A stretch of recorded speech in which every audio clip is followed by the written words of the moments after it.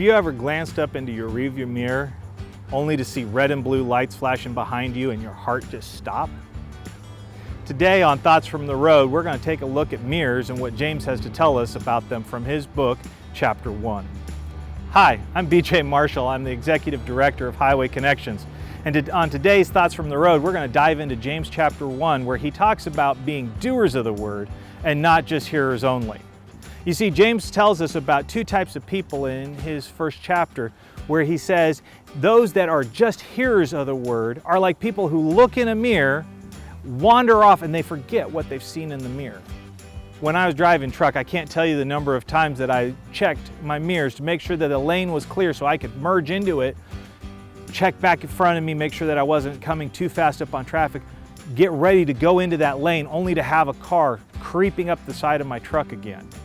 I'm sure glad that I checked that mirror, because otherwise I'd have run them off the road or maybe even hit them. You see, we use mirrors so that we can understand our surroundings better. We can see what we look like and we can make actions upon them. This is what James is talking about with being a doer, not just a hearer. A hearer would be that person who glanced in their mirror once, and when they look back and they just move over no matter what was there. And the chaos that would ensue from that, I can't even imagine. Now, this makes me think of another thing that is interesting is, can you replace a mirror? Can something else take that place? And it's interesting because my family car, we have this thing called a backup camera. And the backup camera is a wonderful tool that gives you a beautiful view of what's behind your car. Well, as a truck driver, I often forget to use that screen to tell me what's behind. I'm going to use my mirrors because that's how I drive.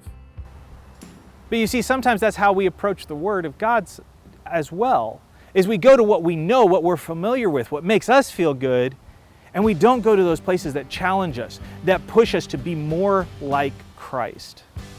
We choose to do what's familiar, and this is what James is talking about. When we're just a hearer, we become easily deceived. You don't have to look very far around you in today's world to see deception.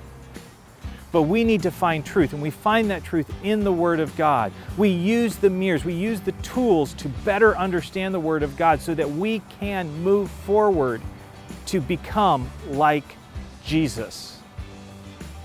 So the next time you look behind you and you see some flashing red and blue lights, hopefully you haven't done anything wrong and they just keep going past you. Have a blessed day.